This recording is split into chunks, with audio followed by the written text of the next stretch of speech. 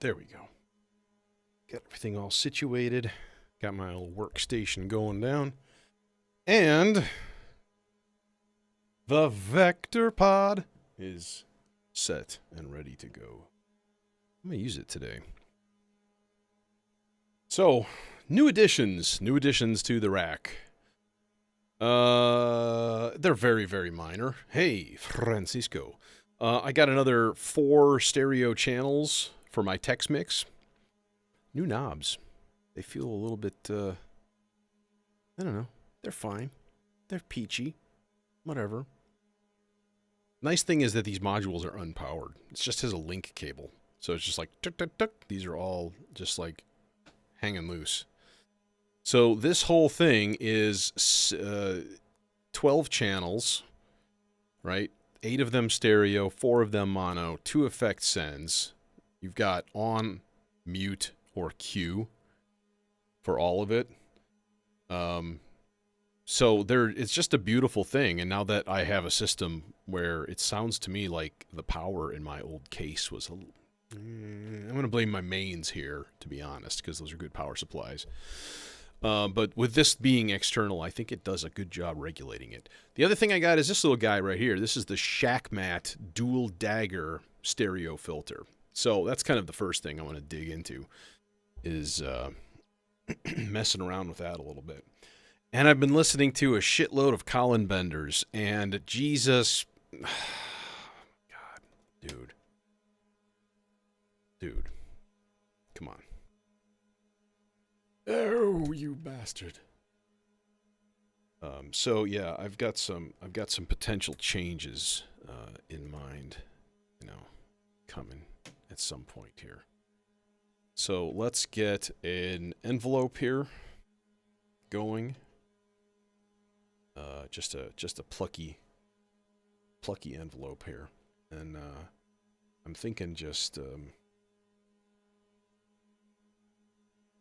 analog oscillator. Let's run it in. Now this is actually a stereo filter, which is, super cool.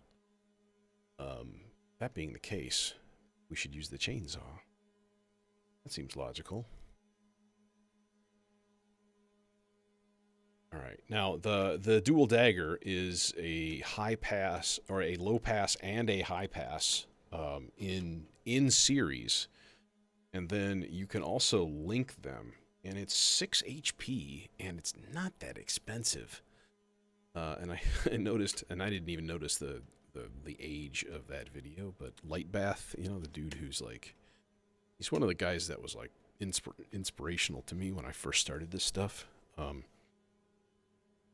Was like using all dual daggers. Like he went to only the dual dagger filter for all of his filtering needs. So yeah, so this guy right here, not a huge amount to see at this point. Let me whip up a quick sequence of some sort. All right, this guy and then this guy, and one of the things that listening to Mr. Colin Benders there made me think of is I need to use the Vector more, because he's got all of these really nice, sequencers and stuff like that going, and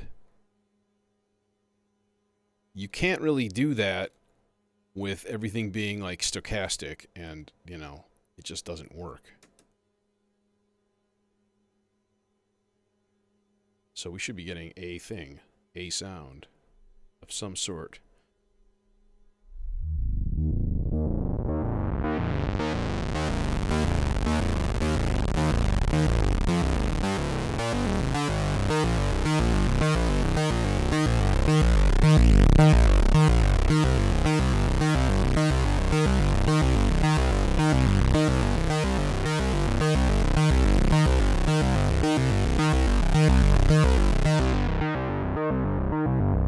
Little reverb.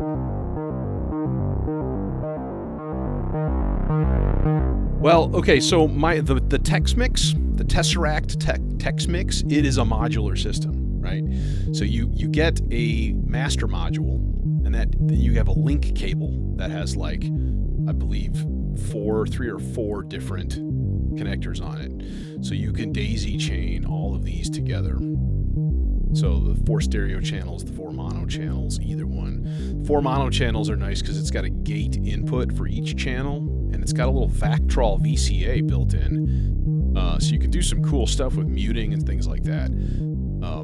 But so having those is good, but I'm much more of a stereo guy. And so then I put the ADAC mixer down here also as sort of my drum sub-mixer. So realistically, I have 4 from that and then 4 from the Erica Synths mixer, right? So it's like I've got like 18 channels of mixing all in this little chunk right here, which is pretty dope. Okay, so where is the envelope in? I didn't read the manual for this thing. I mean, it's a filter, so like, you know, okay. So that is resonance on low pass or high pass, I think. Then you can link them. Okay, so resonance, oh, there's a pan also. All right, so LPF cable that won't reach. Of course it won't. Why would it reach? Yeah, my complaint with the Tex Mix in the past was the noise and stuff, but since I got the new system,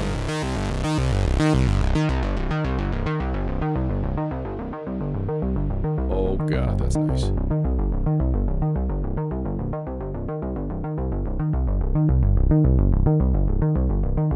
We can turn on resonance for either the low pass or the high pass or both. There's separate switches to enable the resonance. So like it's all the way up and then turn it off. Hey Nick. And then high pass. Crispy. And of course, we can enable resonance on the high pass.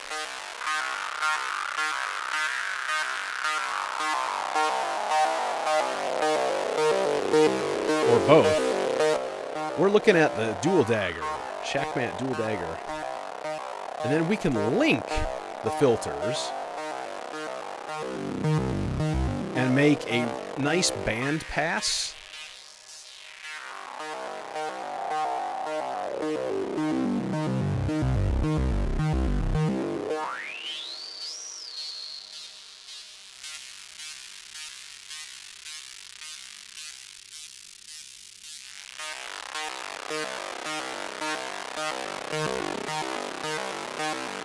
When they're linked, the top one doesn't do anything. The top knob doesn't do anything.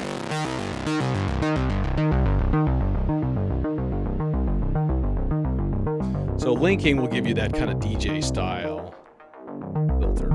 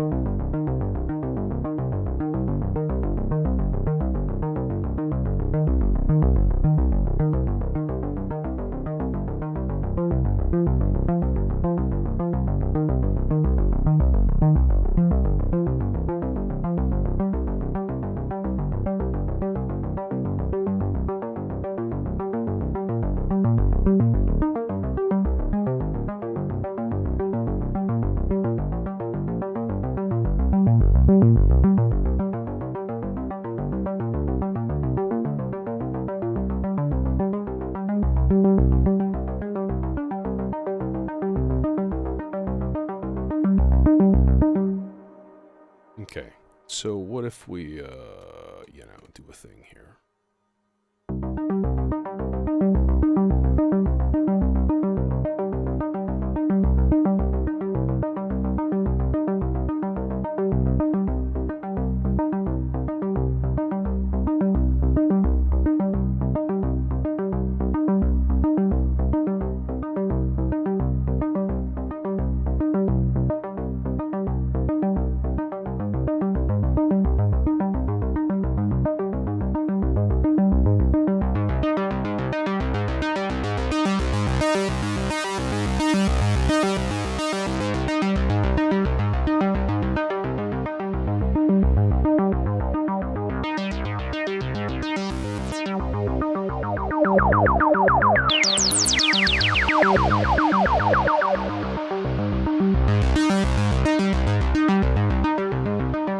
So, yeah, again, 6 HP, low pass and high pass 24 dB filters, all in one happy little package. Now, I do want to try to look a little bit at the panning, right? So we've got two pannable. You can pan the left and the right.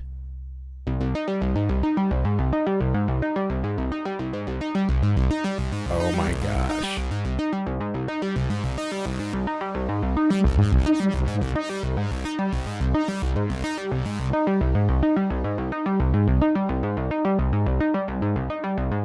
Wait, what does that say? Oh, you can pan the low pass or the high pass. What?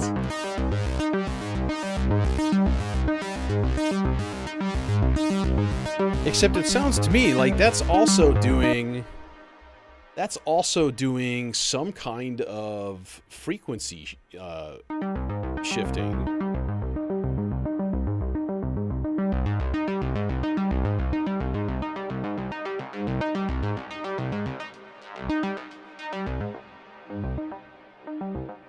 I don't know.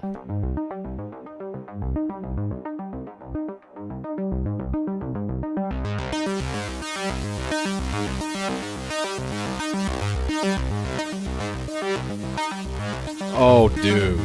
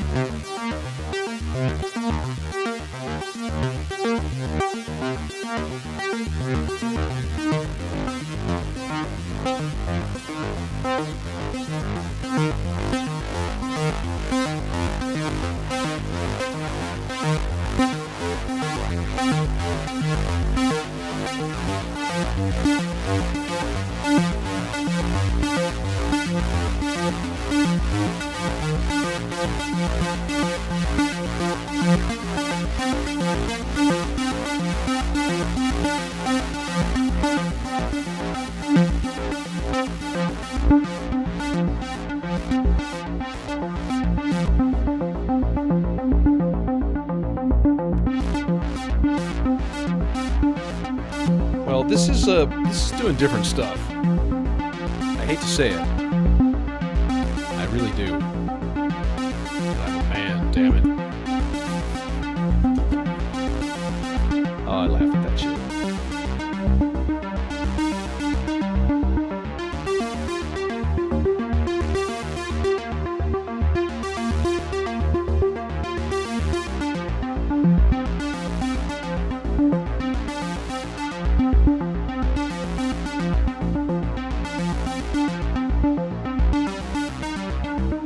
Okay, as lovely as that is, and it is. Okay, basics. 4 different analog filters, 2 low pass and 2 high pass. Oh yeah, stereo, of course. 24 dB, low pass potentiometer. And CV input. Oh, okay, so where? Low pass potentiometer, link switch, CV input 1. Resonance CV input, high pass CV input, pan. But see, it says pan, but that's not doing pan. That's doing something funky. Panning has CV inputs that allow to differentiate the cutoff frequencies of each channel. Oh. Leading to a whole new territory of stereo effects. When a positive voltage is received in the pan inputs, the corresponding filter cutoff of that channel increases and the other one decreases. Oh, so it automatically mults and inverts the signal for the other side of the filter.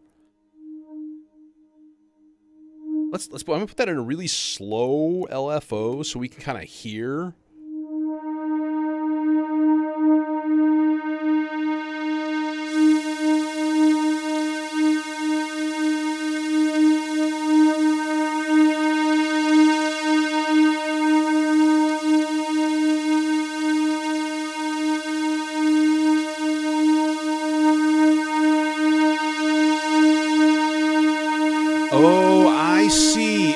Okay. So, in other words, if I stuck the envelope in... Hey, Swaggerbow. If I stuck the get out of there. If I put the envelope in on that side, then that envelope is going to be like reverse affecting the frequency of either ear on the low pass side. Okay, so if you put it on the low pass side or the high pass side, it's only affecting that filter, but it's doing it in an inverse way, which kind of automatically creates panning effects. I'm going to try something here. I'm going to slow this way down.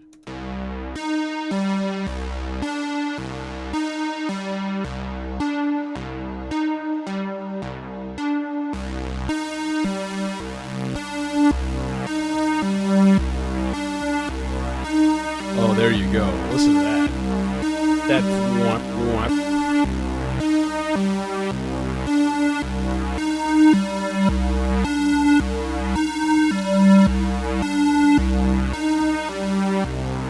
Now, what if we put that in the high pass?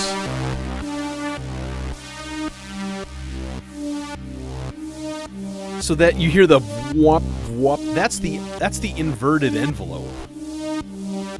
Okay, wait, now here's the cool thing. So the IntelliGel Dual ADSR has an inverted envelope out.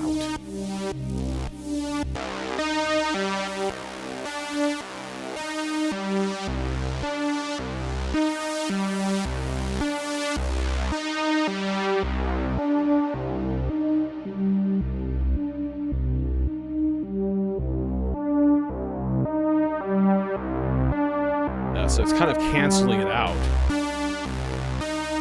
Yeah, it makes sense. It would be an attenuverted output. That would be canceling against the basically making nothing happen. Okay, yeah, that was a bad idea. All right. Now envelope in the high pass.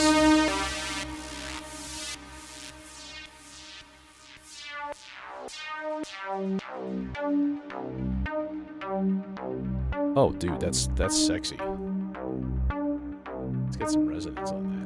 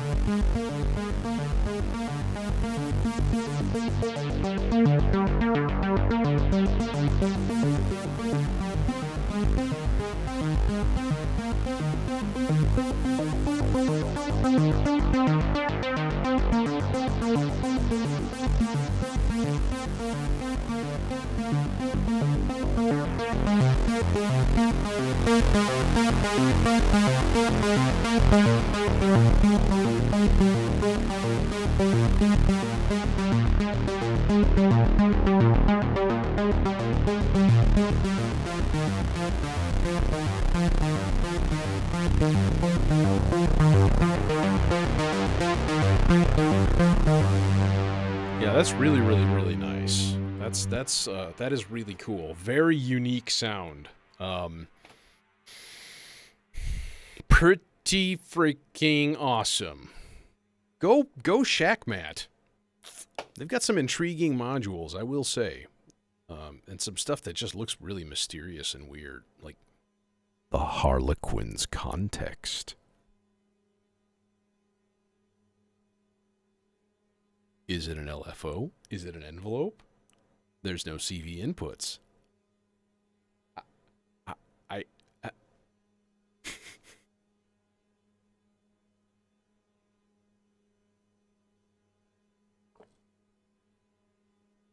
All right, so let's put something together here. This is voice number 1. Oh man, having all these mixer channels is so nice. It's such a comfort.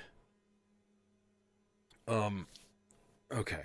Let's mute that guy and let's find another one. So yeah, we've got the full vector with the expander. We got all the doo-wackies going down here. Let's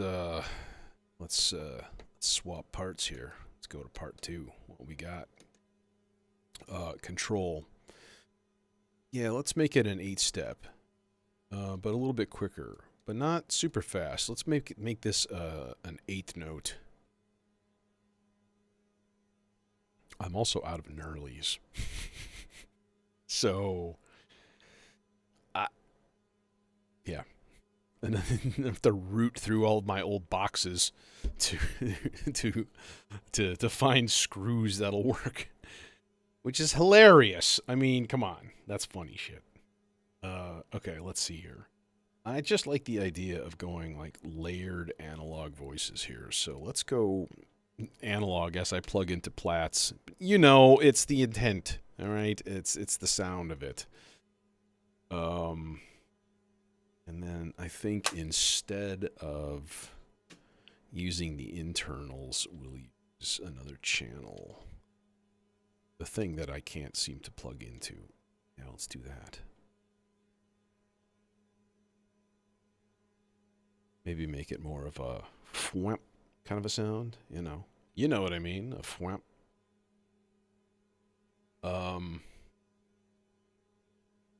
Who wants some effects? I do. I figured you would. This is like the death chorus or something. The Hellraiser chorus, or I don't know what it's called. Yeah, you know what, though? I gotta go and purchase a bunch of cables, too. I'd like to find some tendrils. And so if I can find a site that has tendrils, cables, and knurlies, then I'll make a purchase. Yeah, I was looking at that Endorphins ES Golden Master also, and that's, I think I'm going to have to get that. I think that's pretty intriguing, and I think it would fit right here. Move all this stuff over. Probably flip the Zorks strip so that the inputs are on this side. And honestly, it puts the attenuverter knobs upside down, but, like, I don't think that's a big deal. Analog Haven does? Oh, good. Good to know, and they probably have knurlies, too. I like it. I like them. I always get good service from them. Unfortunately, I had to go to Perfect Circuit for the Tex Mix, so, you know. And then they had the dual dagger, and I was like, okay, let's just do it from this place. They were quick. They were 3-4 days, I think, something like that. So that's better. I usually bitch and moan because it takes them like 7 days to get here, and I'm like, bro, like, welcome to the 21st century, bro. Like, seriously? Oh my god. Okay. Let's bring all of this up multiple octaves here.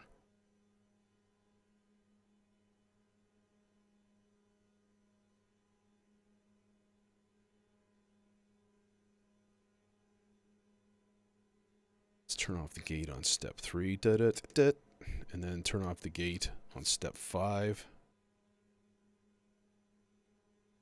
And 8. So 6 and 7.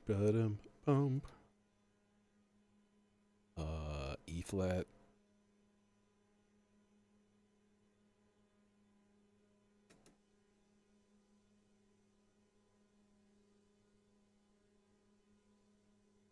Okay, we should be emitting noise.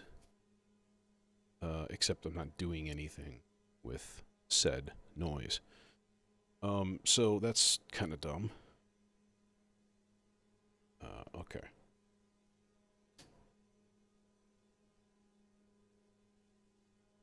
Filter time? Filter time. Who wants the... Doesn't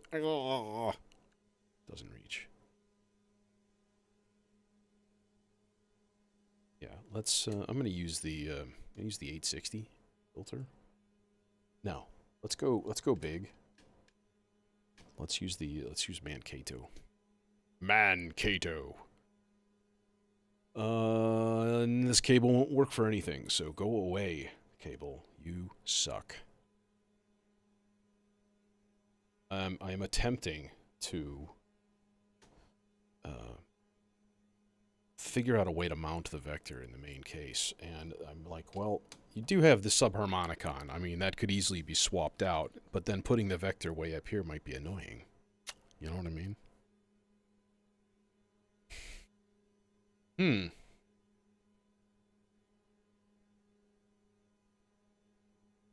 No, that's really annoying, dude.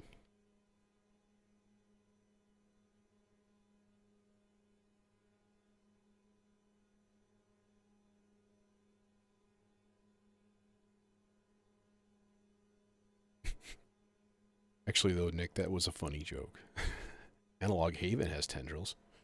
What doesn't Analog Haven have? Tendrils. Son of a... Okay, where was I? Oh, yeah. We're not going to the 860 because I'm stupid. Let's do the thing here. What do we got? Oh, let's turn this on.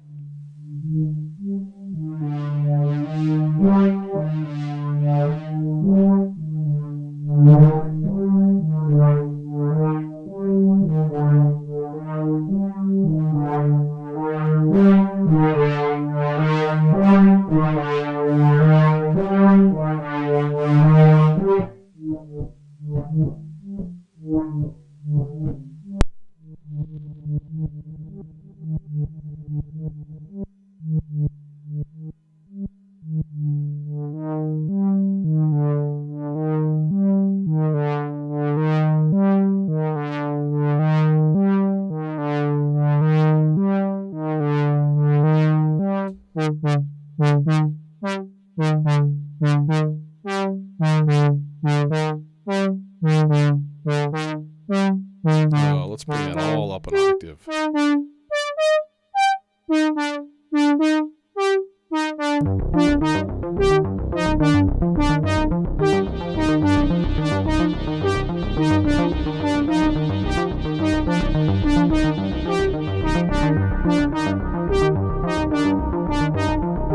Of course we're going to do that.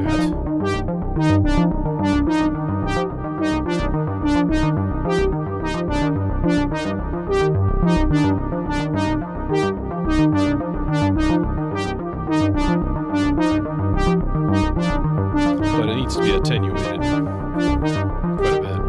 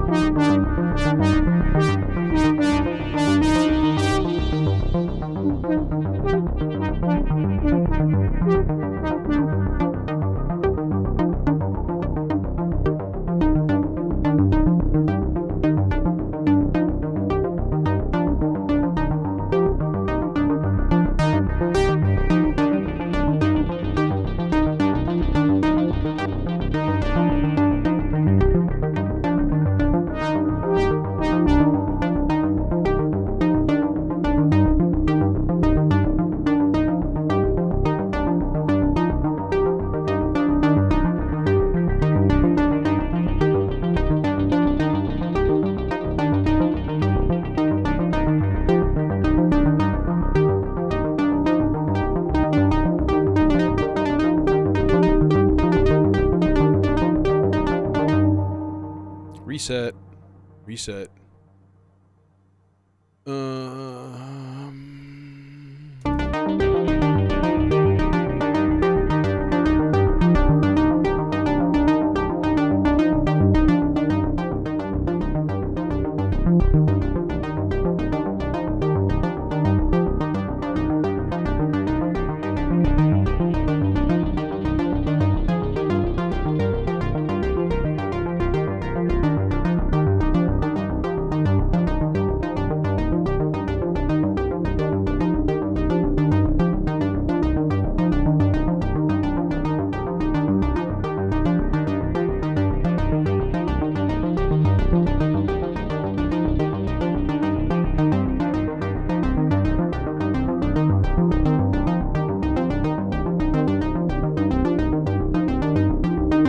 7.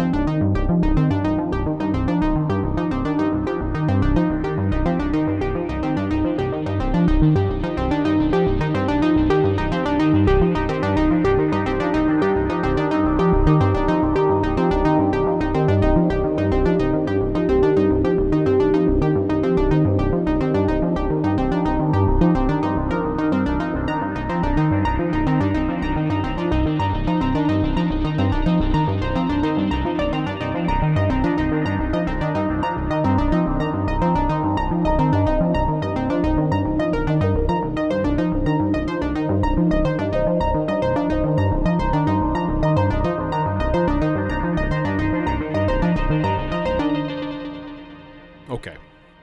Yeah, things. We need to get a... let's get a little drum action going down here. It's probably about that time, you know.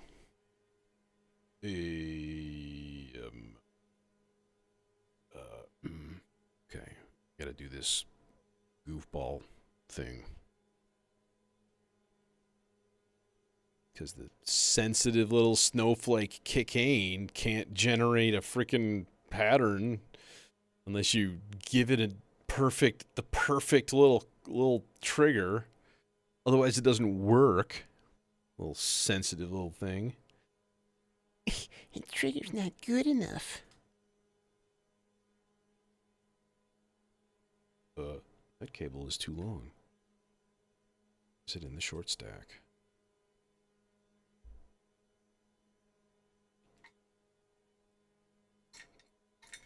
All right, there's that, and then this guy goes here, and then this guy goes there. That guy goes somewhere else. Mono section.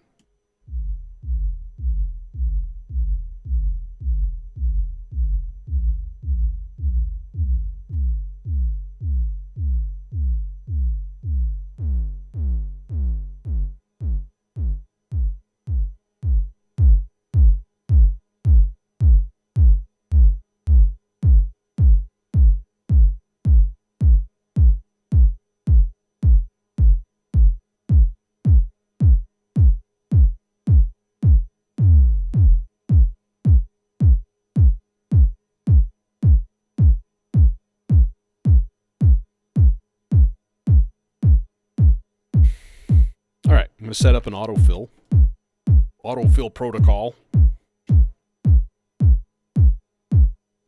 going to learn my lesson, and I'm going to look at me. I'm using a really long cable right away.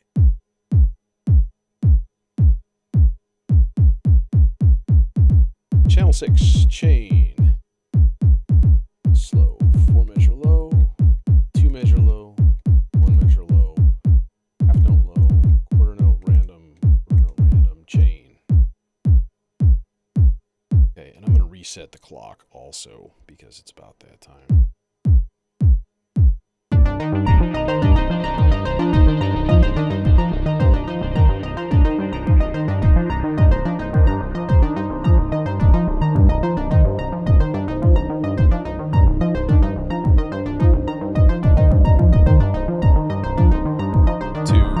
Forgot to count measures. 3, 4, 5, 6, 7, 8, 2, fill time, go, and off. Perfect. Perfect. Peachy. Okay, cool. That's doing the thing. And then of course we can hook up a clap or a snare. Something like that.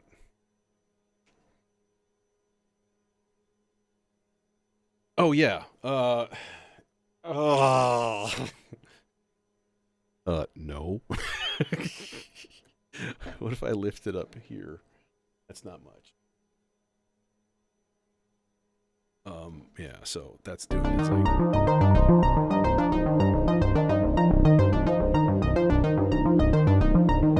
So then part 1, part 2.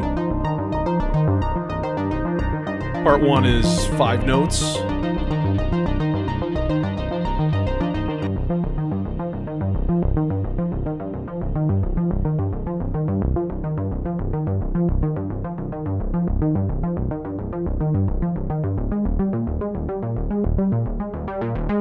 this might be the best joy I have in making music, is just doing this. And then changing the whole key for the entire thing just by twisting a knob, and it keeps it in the scale. Yeah. Well, if you really want it, what we need to do is do this. No, stop it. Quit it. Stop it. Ah, freaking Christ. Yeah. I don't think it's going to show up on the top cam. That's the problem. Yeah, so just not much coverage, and I'm stretched with cable length. So, unfortunately. And then, yeah, part 2 is this guy. 7-part sequence.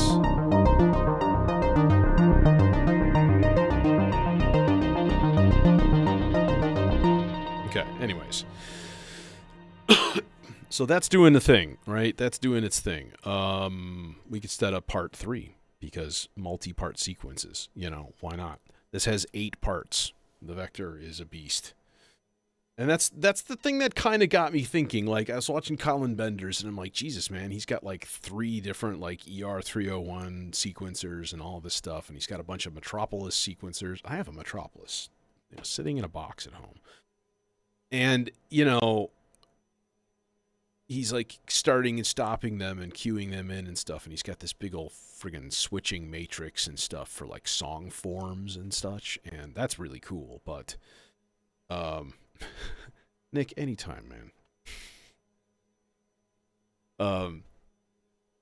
But I'm like, okay, so he's got a couple of ER301s. Like, that basically means like a vector. Like, that's it. This does pretty much anything that does, with the exception of a few things. But this does a few things that doesn't, So, and the fact that I can take an actual DIN MIDI output from this thing. And you know what I've never tried with the Vector, which is super dumb, is hooking it up to the computer and using the computer as a clock, and then linking this, using this as basically my clock from MIDI to drive everything, Don't know why I've never done that. Kind of stupid. Got to try it sometime.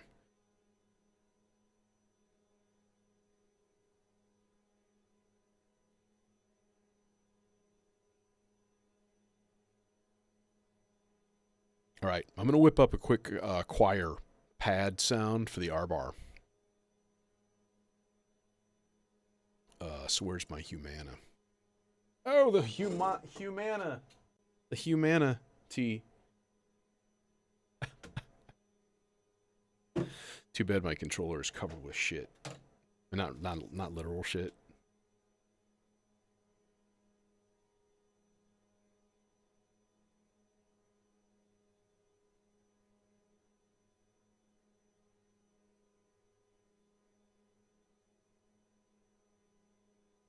Okay, cool. We got choir. That's coming from Reason. And let's delete some buffers and see how much sound we're putting out here.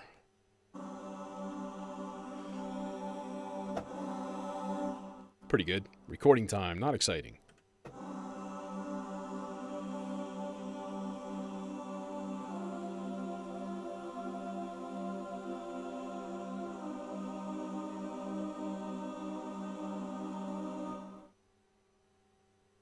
Okay.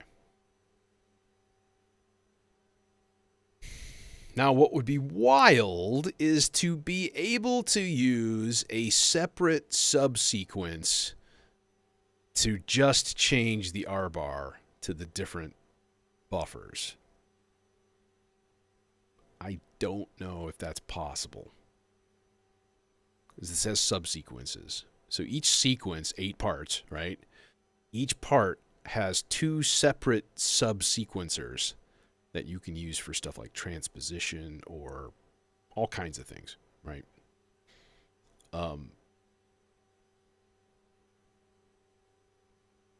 And yeah, that's a lot of fun. Put it that way. Very, very, very, very deep deep sequencer. Okay, let's see here. Let's rig another one up.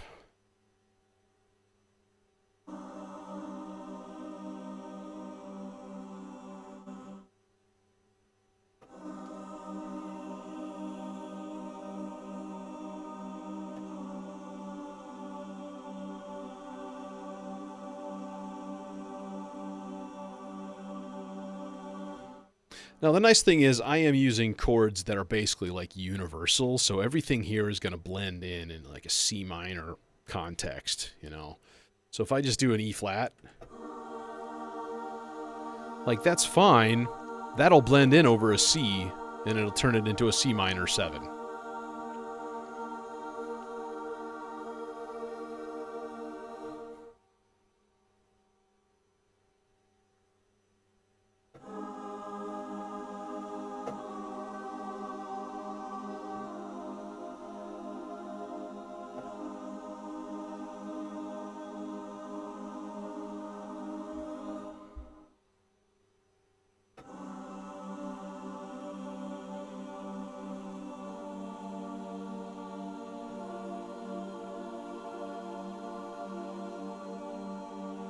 And then we'll throw an F minor in there just for kicks.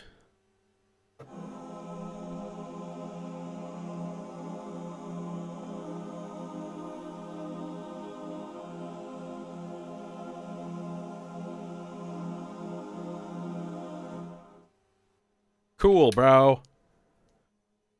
So at the very least, we can have chords kind of like cycling around and doing their thing, sort of an autopilot. So, how to do that? Well, the easy thing to do. Let's first of all, I'm going to put a faster sloths in the playback, right? And then I think just a nice clocked random. So channel 1, like 8 measure random. Just keep it super simple, and then throw that into the layer control.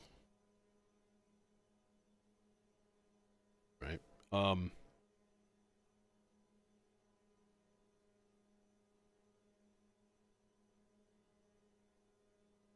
then a offset voltage going to the mod, so we can get the internal reverb. So I had a funky thing happen when I turned on the rack again. My radio music module did not turn on. And it makes me wonder if I have too many modules that they have a high draw on turn on. Like a lot of digital modules, they take a shitload of power when you first turn them on. Like they're fine when they're doing their thing, but you can have like almost a double current draw when you first pop them on. Things like the R bar and the loop bar are right here. They're all in that rack right next to it. They're all on the same, bus boards. So next time I'm operating in here, I'm going to probably have to switch power for at least one of those and flip it down to the bottom set, which is on a different power supply, and see if that doesn't cure the problem. Now, the weird thing is I pulled the module and I just unplugged the power cord and plugged it back in, and it turned right on.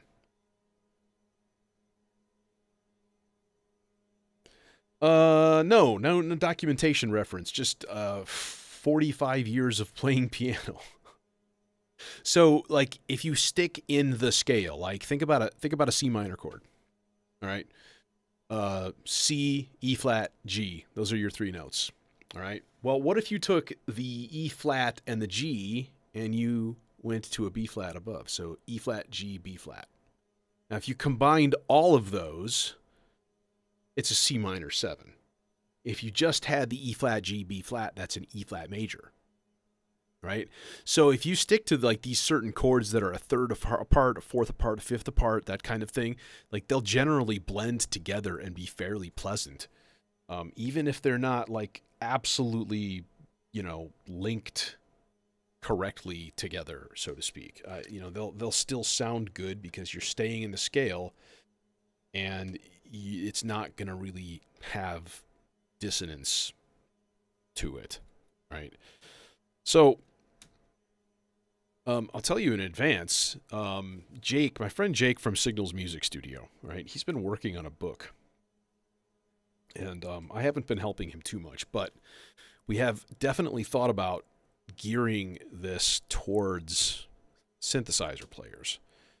And I was like, that's a good idea, because a lot of people don't have a super firm grasp on theory quite often. All right, let's see what we got. Oh, we got goo. That's what we got.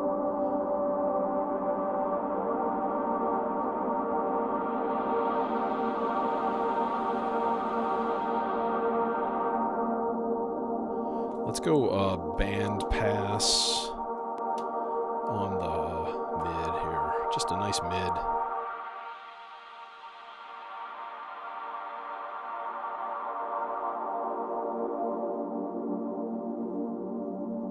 So anyways, keep an eye out for that, because I think that'll be a useful thing for a lot of folks, right? Just to have like a good reference for like how all of these chords work together and that sort of thing. Yeah, knowing that is a big deal. This doesn't look like it's scanning much at all. I guess it kind of isn't. It's just hanging around +5, like barely moving. But it'll sloths its way back down at some point. Oh yeah, where were we?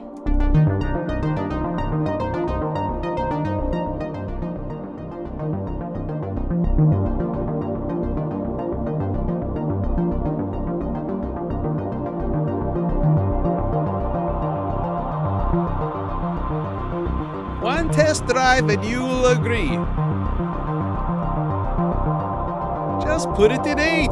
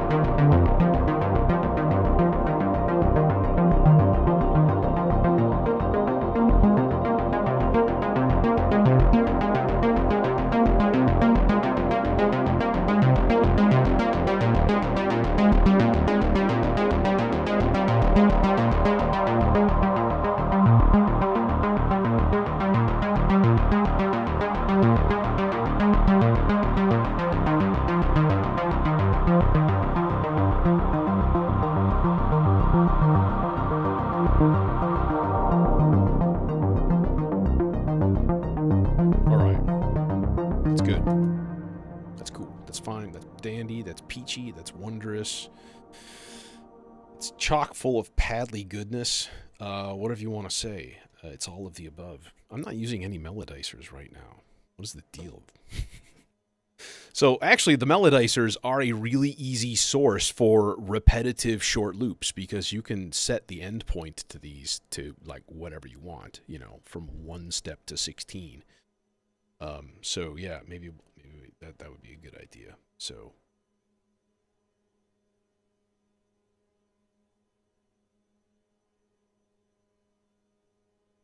Put it on a nice, happy C minor pattern here. And the blue part. This is the blue part. So let's do like a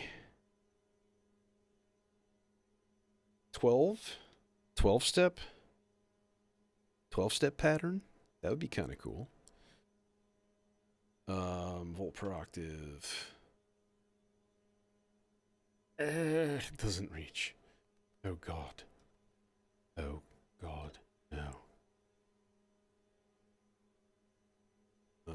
It's one of my little 2 HP envelope doohickeys right here. There. Put it on fast, slow attack, do the thing. Come on, do your thing.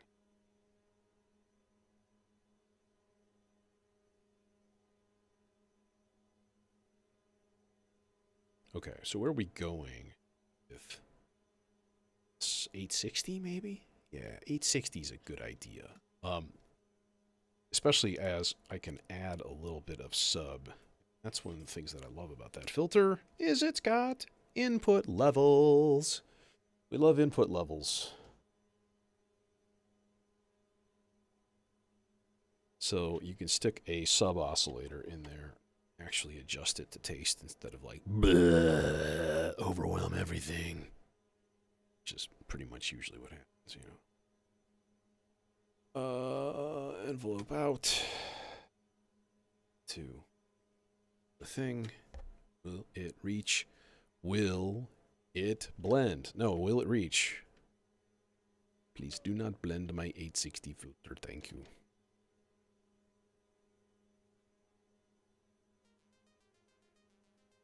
All right, what do we got going down?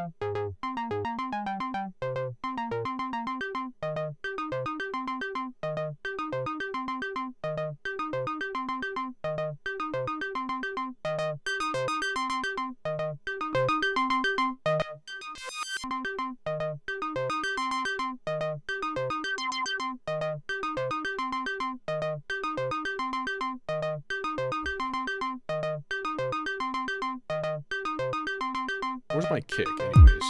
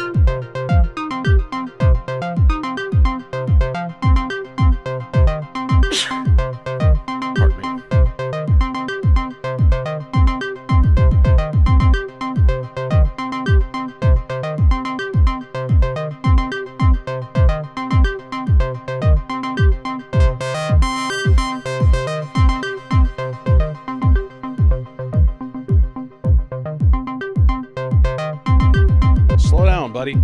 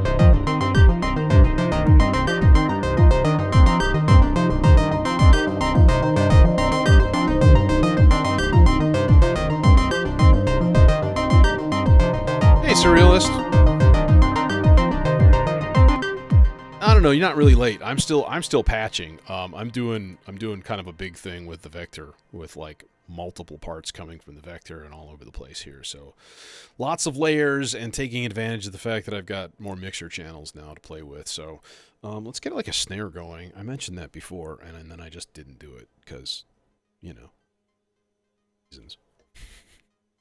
No reasons. I do have a reason. It's in my computer right now. Get it? Yeah, but I spent about 20 minutes or 30 minutes playing with a new filter too. So like, there was a bit of a non-patching pseudo dead time there for a bit. All right.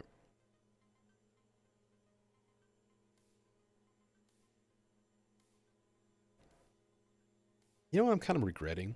I'm a little bit regretting getting the sample drum. I kind of wish I had gotten a rample. I don't think it was out yet. But that's a bit of a regret. Like, I could have 4 channels in the space of basically the same. I think they're the same size. It's really unfortunate. But, you know, what are you going to do?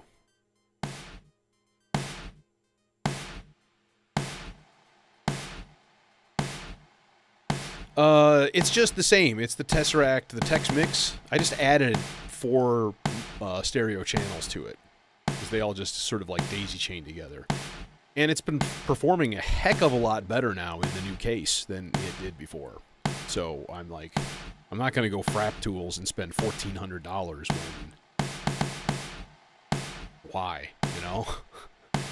Like, I've got 12 channels with 2 effect sends and decent amounts of routing flexibility in this chunk. You can't beat it. And that 4 stereo channels was like $90. So, shit, man. The whole mixer setup is like $300 instead of like Frap Tools, which would have been like pretty much $1,500. So,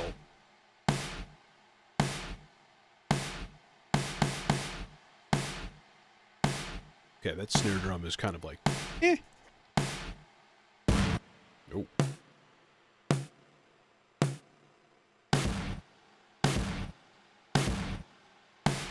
Yeah, we can go with the first one, but let's cut it off a little earlier. And then I think run it through some drive.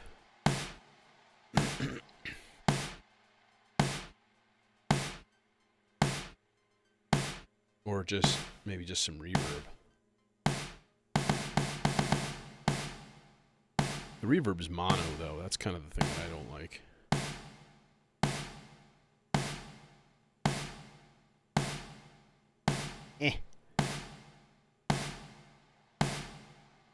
Tiny bit of bus reverb actually can bring that out a little bit more. Okay.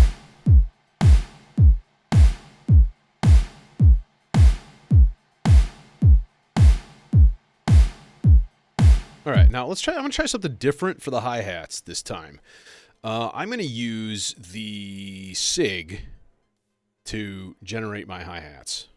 All right, and basically, yeah, I'm just gonna put like 1 note slider up, and then 16ths and 8ths, and then everything else all the way down, and then just like, oh, you're not getting a clock. What in the hell? Brother needs a clock. Oh, it's not long enough. Oh, crap. Oh, shit. Oh, crap. Oh. Yeah. Clock. I pulled the clock, and I put the clock into the vector. There we go. Now you're getting the clock. Now, we push the button thing. There we go. Now you get the ticky-ticky thing. And then, if we go to our library here, and we find some hats.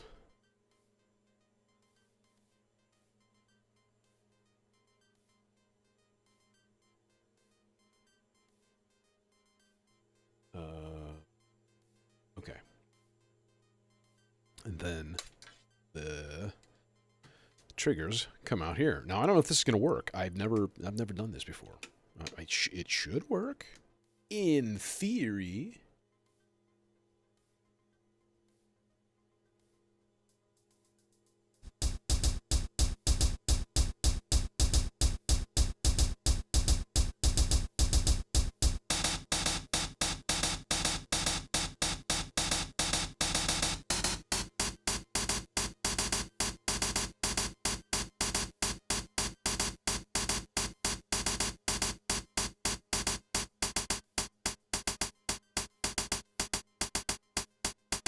And then, of course, the trick of high pass filter.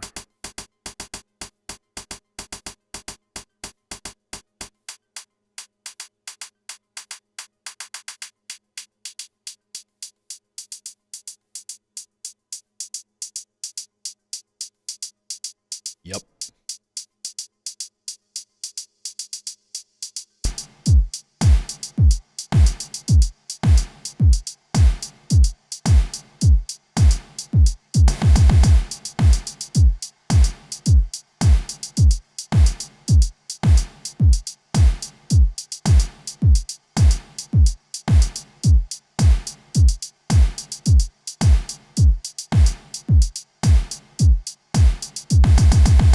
Would be an interesting experiment,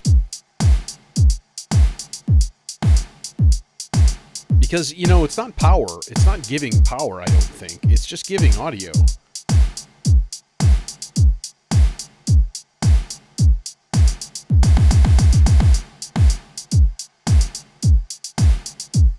It's actually kind of amazing. There's 10 pins, right? So it's giving 8 channels of audio, and then it's giving effect sends also. So, kind of crazy.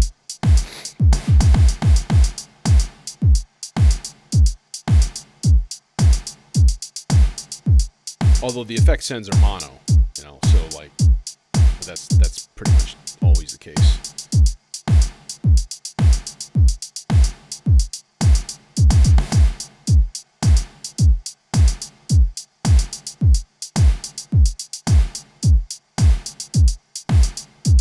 Okay, now the other thing is we could take some CV in on this, and maybe just on like channel 1, 16th note random. Yeah, just a 16th note random on channel 2. Okay, we're gonna have it doing.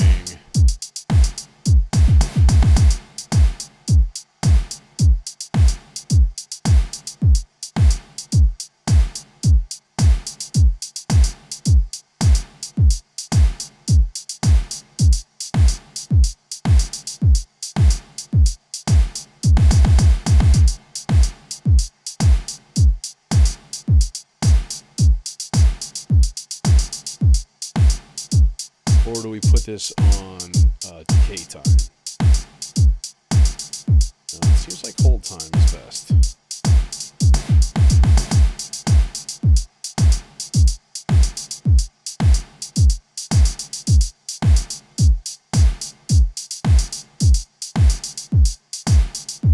So it's kind of, it gives it a little bit of a shuffly thing.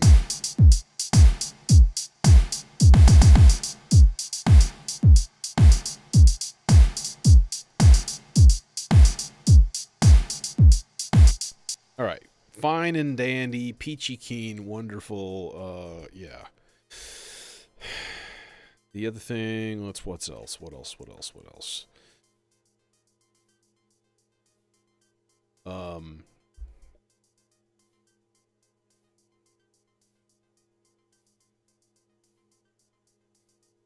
Let's do part 3 here. Part 3. First of all, what's the output for part 3? I don't know. Parts 1, 2, nope, rip, zip, to part 3. Okay, that's normal. Part 4 is normal. Okay, cool. It seems like the outputs are peachy keen. CV outs, pitch, gate, velocity, pitch, gate, velocity. Yeah, okay. Seems like it's just normal. so good.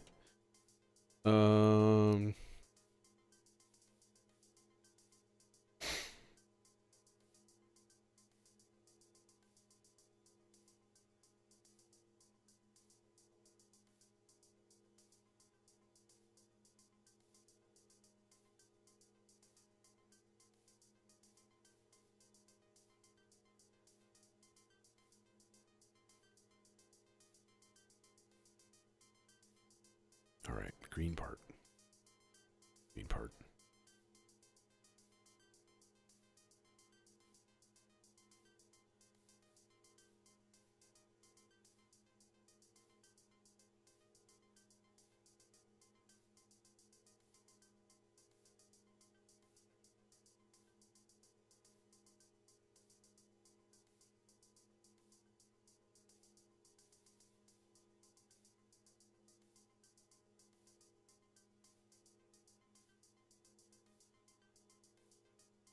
Programming. Programming is pretty quick on the vector, to be honest. I don't know why I shy away from using it so much. It's really not smart. But nobody ever accused me of being smart. Velocity, pitch thing. Yeah, velocity is something fun that we should try to use at some point here with some of these. And that's where this gets in depth, and that's where things take a lot of time. So that's, you know, sometimes I just don't want to put the time into, like, programming all of these different parts. But it was pretty enlightening. I must have watched 4 hours of Colin Bender's last night. As one does when one is enjoying it. Okay.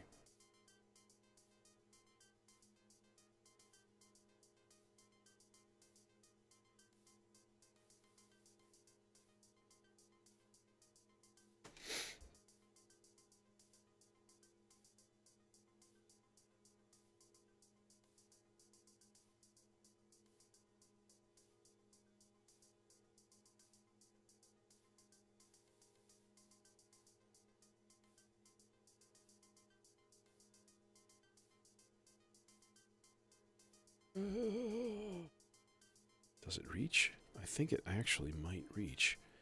If I do some creative routing. There. Here, realistically, let's stick the submixer here, all the way on the end. I think actually, I'm gonna put this thing through the Aurora. It's not a bad idea. Swap channels.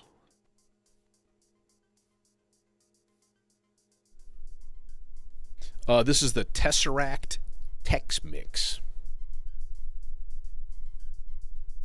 Yeah, and it's very, very cheap. I was like, man, it's really, really cheap, but it's fine, and it doesn't work that good, but it's fine because it's dirt cheap. But again, I've said with the new case, the noise of it is way less than it was before. Okay, where are we at here?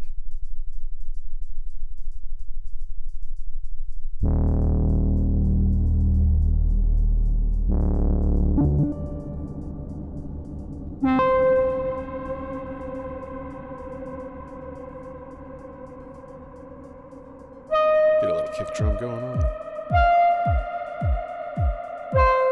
Little melody, slow melody line.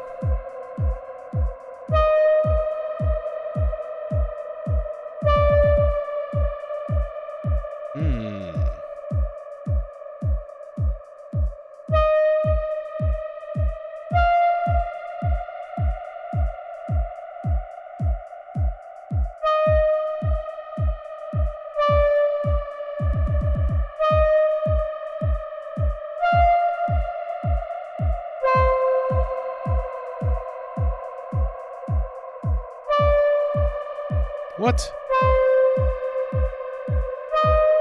It's going forward. It's holding out. 8 lengths. Okay. Lengths.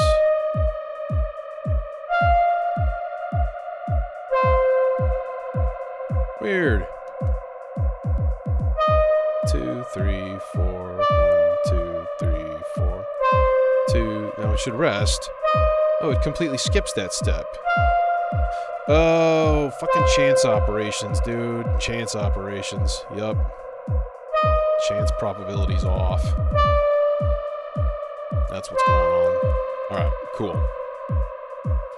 Now, do a little bit more tweaking of the sound.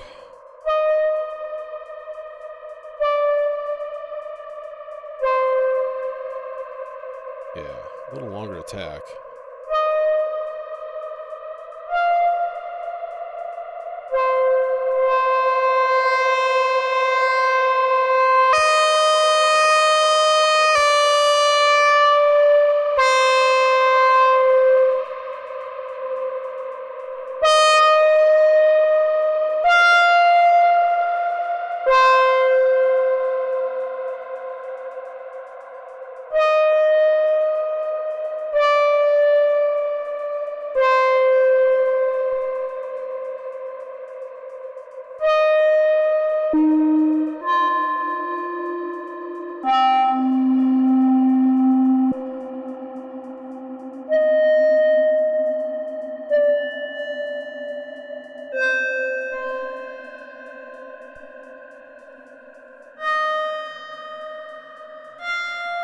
It's a harmonica now.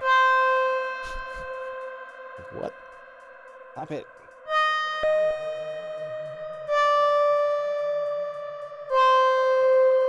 Into the shape.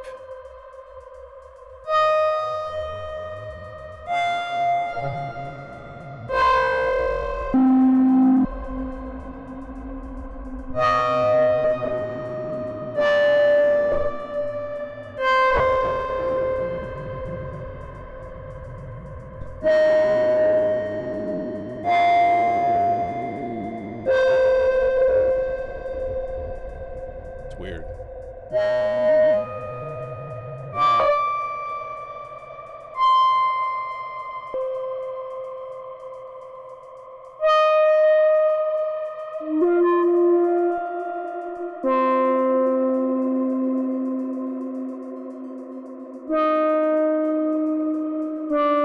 Now, is it gonna like automatically kind of like change shape here?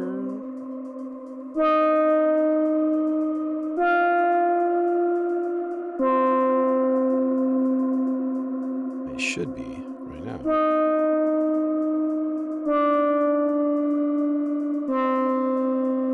It is a little bit, just not a massive amount.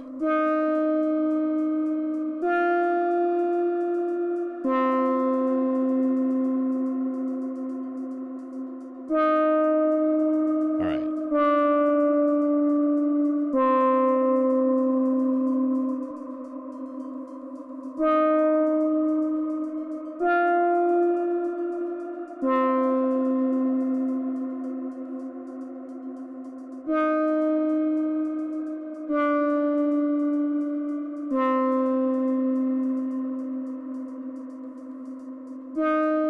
So there's our green voice doing its green voice thing. Another part? Yeah, we should do another part. Because why not? You know. Part 4. Let's make this kind of a 16th note, but we'll make this a, how about just a bass line? Because, I mean, I know my first part is kind of a bass line, like this thing.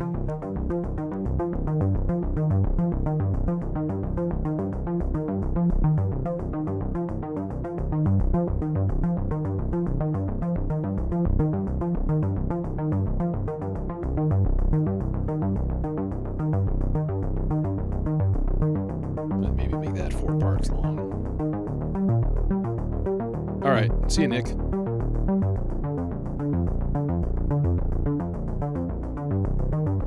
Yeah, let's keep that 4 parts long.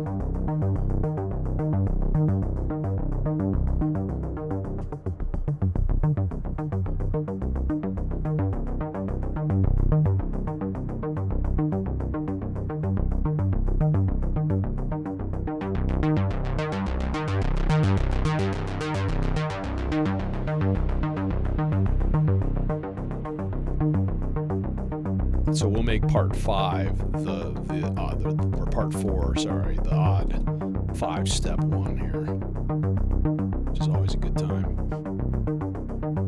1, 2, 3, 4, 5. 1, 2, 3, 4, 5. 1, 2, 3, 4, 5. 1, 2, 3, 4, 5. 1, 2, 3, 4, 5. 1, 2, 3, 4, 5. 1, 2, 3, 4, 5. 1, 2, 3, 4, 5. 1, 2, 3, 4, 5. 1, 2, 3, 4, 5. 1, 2, 3, 4, 5. 1, 2, 3, 4, 5. Well, I can't count. I can't talk that fast. We're sorry. Brain.exe not responding. What do we want to use here? Let's use the ensemble oscillator.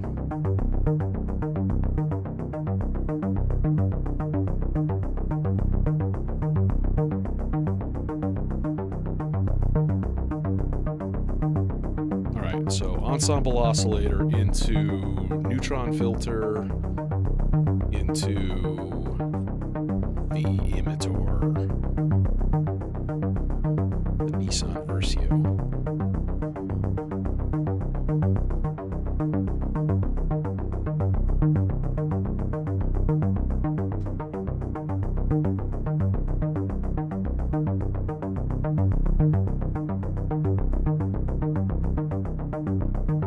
Yeah, shit's getting complicated in here.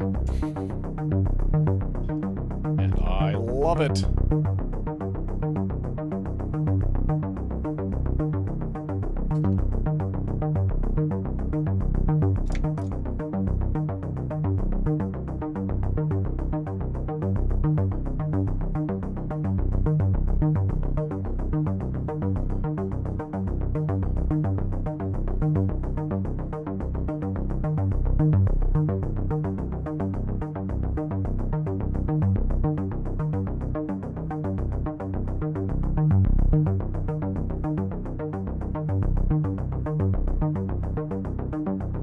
Well, yeah, I was going to do the emitter.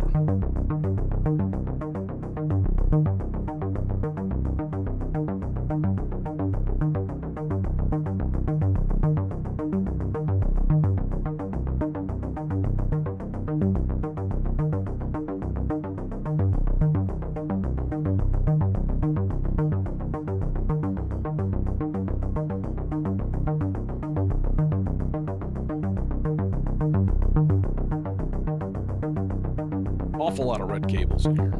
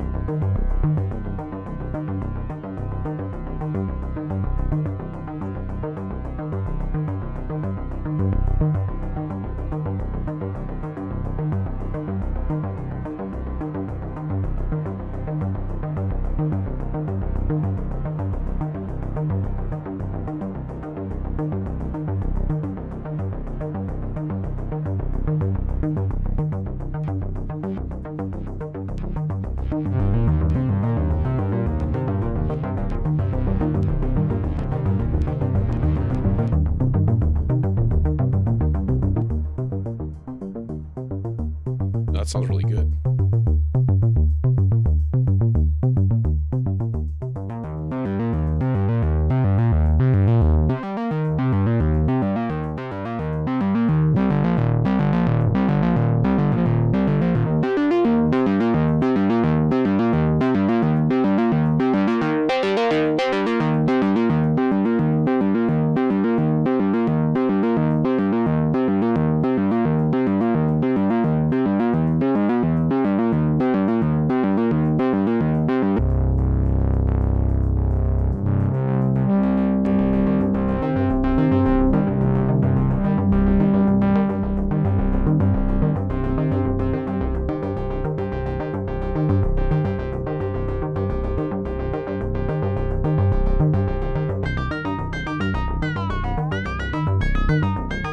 I messed it up.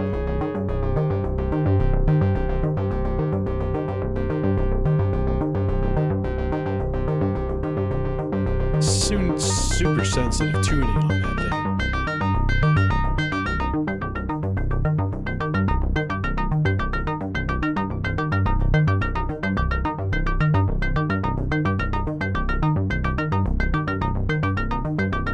No skew.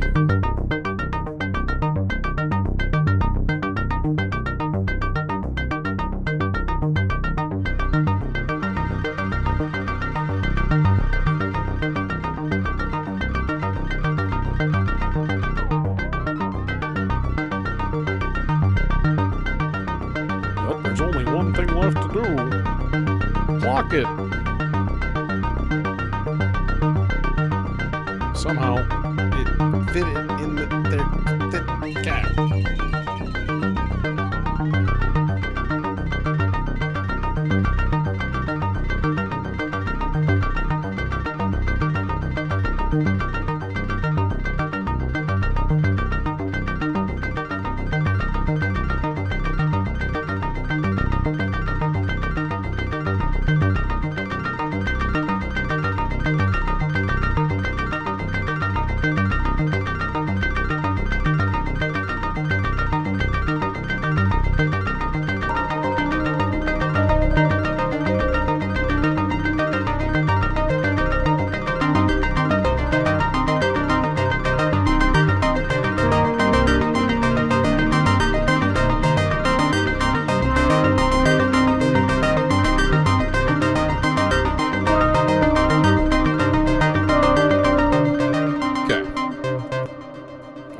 Peachy, dandy, wonderful, cool, doing the thing. Let's see, we don't need that at all. This is the melody voice on channel 9. Okay, cool.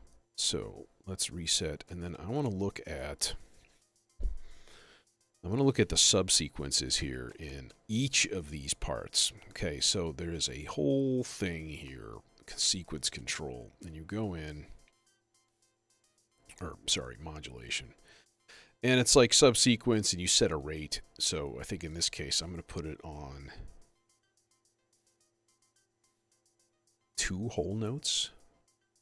Then you can put each one on like whatever you want it to do. Transpose, you can enable it or not. So 2 whole notes, so this would be 2 measures, 4 measures, 6 measures, 8 measures.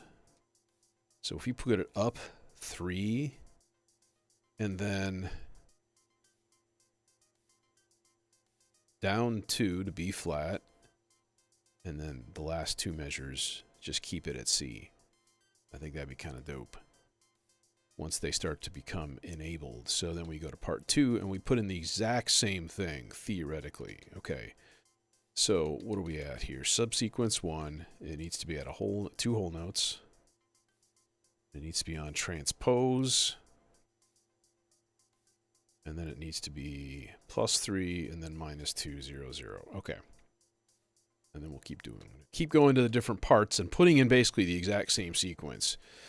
So then I'm going to go through and like enable each subsequence, right?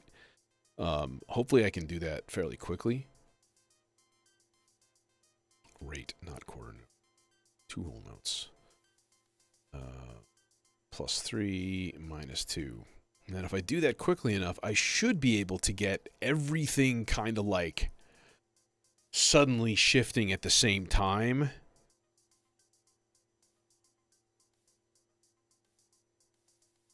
We'll see. In theory. All right. And then part 4, same bat thing. 2 whole notes. Transpose. +3, -2. All right. So now if I go from part 1 to, and I put this on the screen that has the enable control, I should be able to be like bam, bam, bam, bam, each one. So click, bam, on, click, bam, on, click, bam, on, click, bam, on. Turn each of them on. See how quickly I can do it. That's how long it took.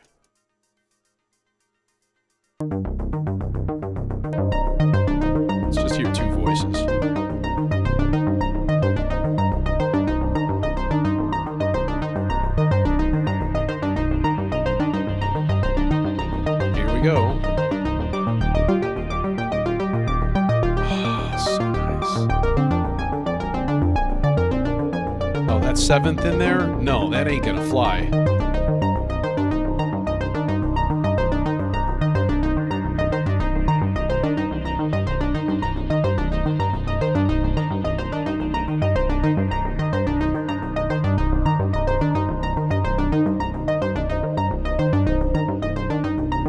Oh, that's part 2.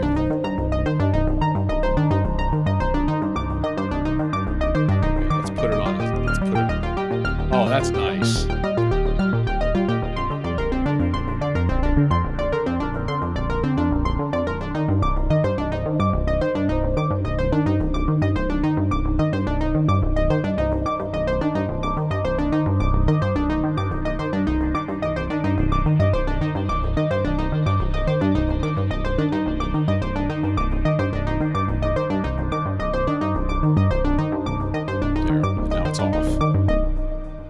Cool. So let's kind of go for like a little performance thing going down here and see what happens. You know, not really an experiment today. It's just a little bit different style. Just lots and lots of arpeggios of different lengths and lots of gooey filter goo. You know, being gooey. That's what it's all about. Just look if we just shut the lights off here completely. Boom. That ain't bad. All right. There, now you can kind of see the vector pod a little bit. It's not really doing much. Just making pretty lights, you know. And it does make pretty lights. All right.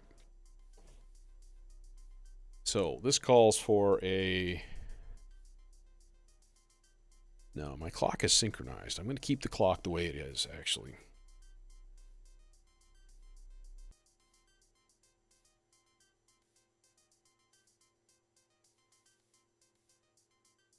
All right. Here we go.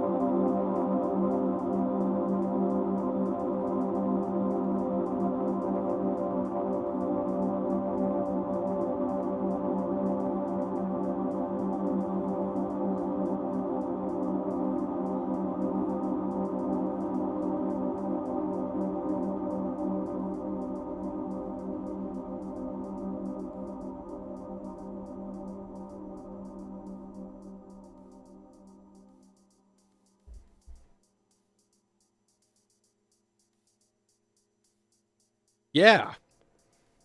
Yeah. Yeah. Vector. Vector. We love you, Vector. I'm sorry I've had you in a pod. I'm going to try to figure out a way to integrate you. Subharmonica might have to go. And if it was just there, and then I'll stick the expander on the other side of it. Like expander. But then programming it, it's all like, but then that looks cool too because it's got trippy lights. So maybe that's the way to go. Pull the subharm, put the vector in its place, save myself a little space. Probably not quite. Yeah, it's going to save me probably 12 HP.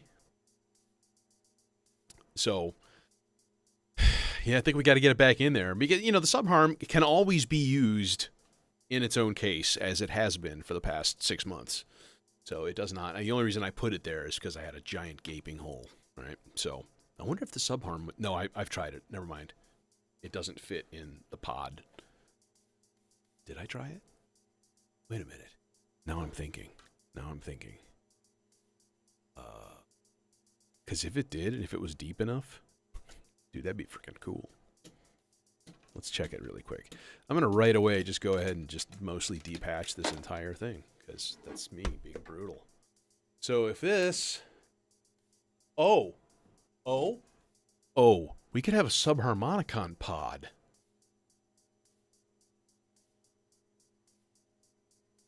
I mean, it's got its own case, but like... I don't know. I'm not sure which is better. This has this nice flush right angle power connector, which I 100% dig. Fuck it, let's do it now.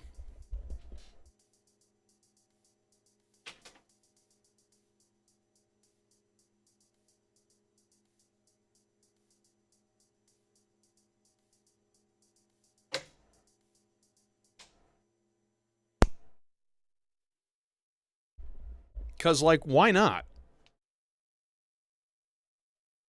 No, I think the vector will be okay. I'll put the breakout box on the left side of it instead of on the right side. So then all of the controls will be sort of along the top, but then I already have clock going right here. So clock is already in place. It's already ready to go. I think it'll be kind of dope. The only problem, it's not really a problem. It's just something I'll have to get used to is reaching up there for programming purposes. The other advantage, though, is that the USB ports and stuff are all going to be on that side, which is where my computer is. Computer is under the desk, like here, like boom, like there. So, yeah, that might be kind of cool. All right. Let's find out if it works. And if it doesn't, I'm not going to keep going with it. I'll deal with it probably tomorrow or something. And it all depends on the depth of the subharm. Oh fuck! Do not fall into my case, Mr. Bit. Don't do that.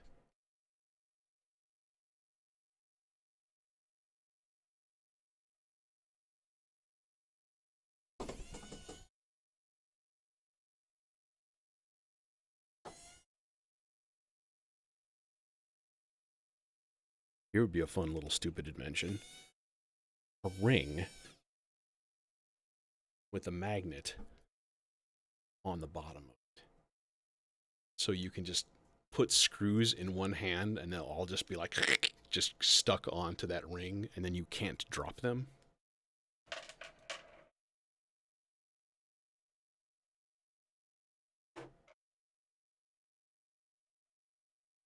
All right. Meanwhile,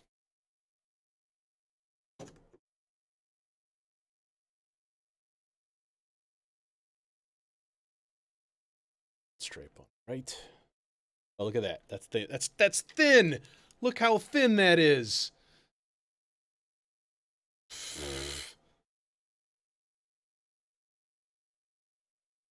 Easy.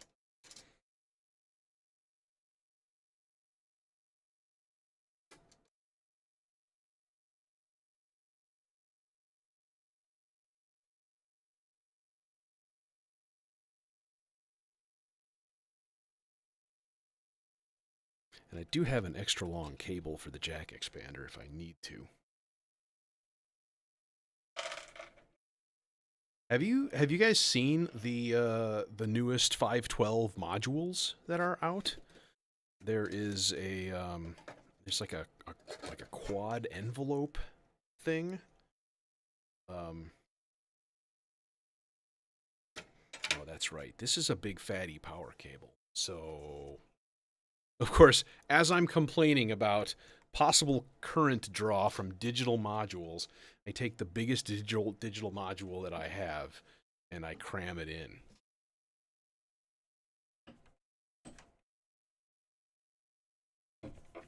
Although, to be honest, this is not going to be a huge current draw because, you know, putting out data is not that difficult.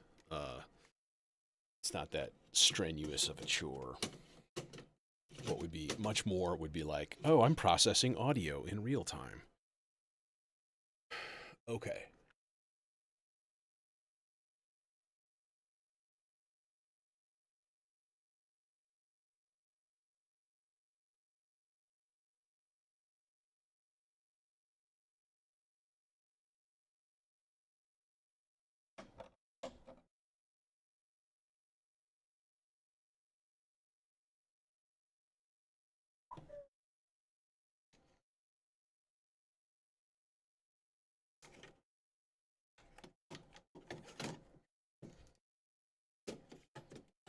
Okay, let's test it first of all.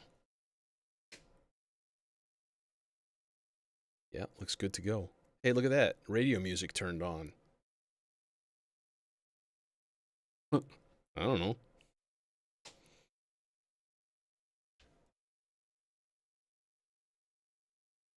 I can hear Nurlies rolling away off into the sunset.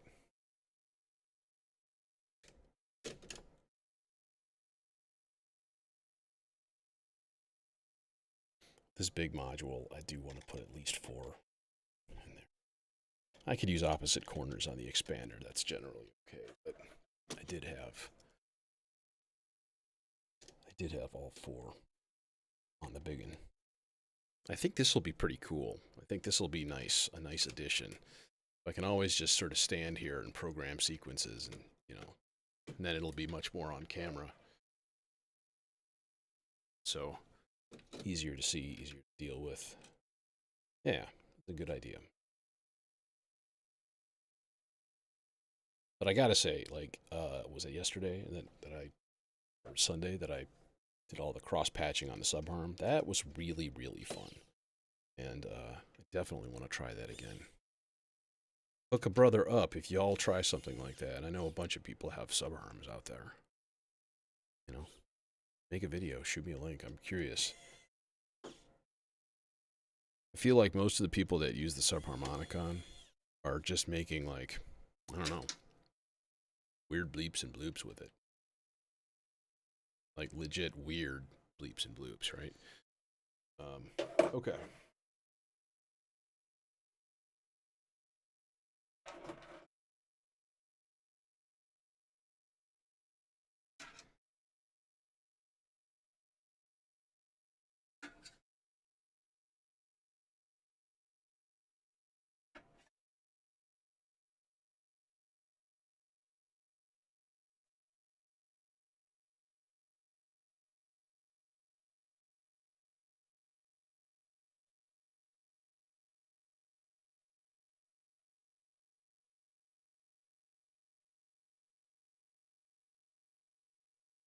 Okay.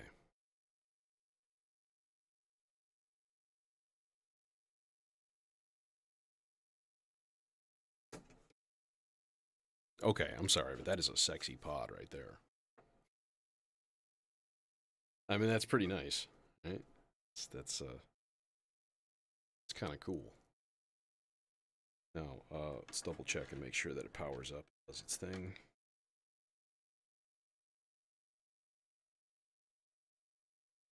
If I can find the power cord, that would be useful. There it is. Okay.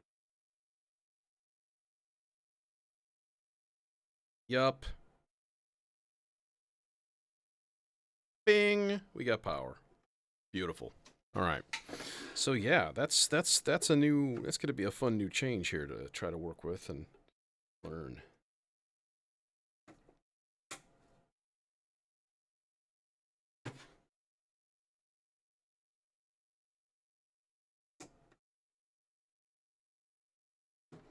So that is a good thing to know too, because these things are not deep, which is a good thing.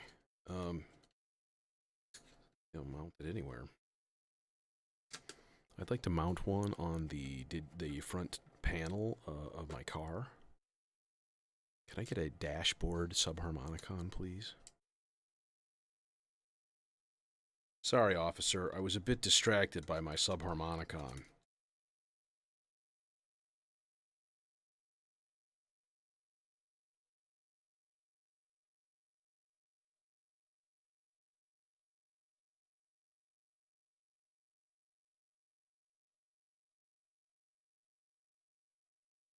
All right.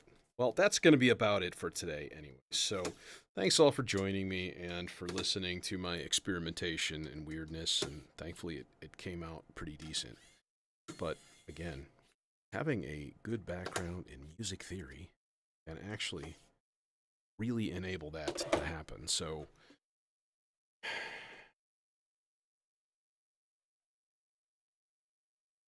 4 HP. What could I put in 4 HP? A disting? Shit. All right, I'm out of here. Thanks for joining me. I may be back tomorrow. I don't know. We'll see what happens. If not, Friday, more than likely. Thursday is a no-go. Getting a new puppy. New puppy. And it's freaking adorable. So, it's a gray or lavender merle Pomeranian. Just little like gray and black fuzzball. So, take it easy. Have a good night. And once again, thanks.